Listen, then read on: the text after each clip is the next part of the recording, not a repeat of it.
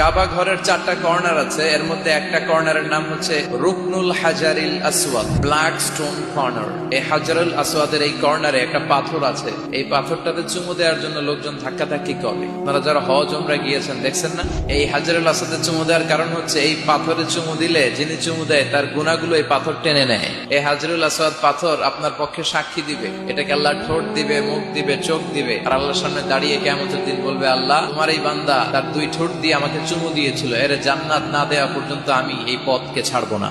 হাজরুল আসওয়াদের corner আর কাবা ঘরের দরজা এর মাঝখানে একটা জায়গা আছে, এই জায়গাটার নাম মুলতাজাম। এই জায়গাটাতে লেগে থেকে দোয়া চাওয়া, দোয়া করাটা সুন্নাহ। এই মুলতাজামে দাঁড়িয়ে হাত লাগিয়ে বুক লাগিয়ে দোয়া করলে এই দোয়া আল্লাহ ফিরিয়ে দেয়, এই দোয়াটা কবুল করে নেয় কে?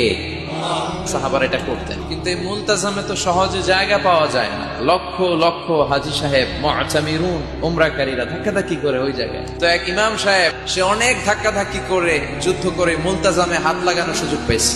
হাত লাগায় ধাক্কার চোটে সে তাড়াতাড়ি করে আল্লাহর কাছে দোয়া করতেছে যে, আল্লাহ জীবনে যত দোয়া করছি আর যত দোয়া করব এই সব দোয়া তুমি কবুল করে নিও। এই একটাই দোয়া।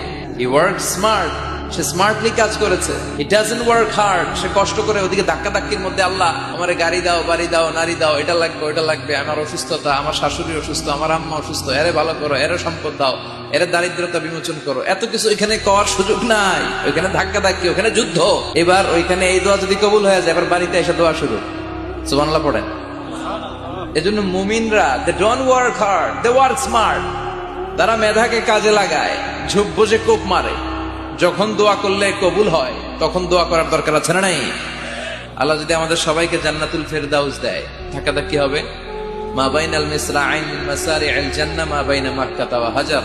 সৌদির মক্কা শহর থেকে বাহরাইনের হাজার শহর যত লম্বা, জান্নাতের এক একটা দরজা ঠিক তত লম্বা। সেই হিসাবে কয়েকশো কোটি মানুষ আমরা এক ধাক্কা জান্নাতে ঢুকবো।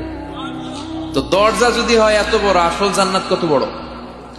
ওই আল্লাহর দরবারে ভান্ডারে কোনো কমতি আছে? বিশ্বনবী বলেন হাদিসে কুদসিতে আল্লাহ ফরমান, লাউ আন্না আউওয়ালাকুম ওয়া আখিরাকুম ওয়া ইনসাকুম ওয়া জিন্নাকুম কামু আলা সাঈদিন ওয়াহিদ। পৃথিবীর সব মানুষগুলো সাইয়েদনা আদম থেকে শুরু করে up to the day of judgment, পৃথিবীর সবাই যদি আল্লাহর কাছে যার যা লাগে ফরিয়াদ করা শুরু করে দেয়, আল্লাহ দাও, এটা দাও।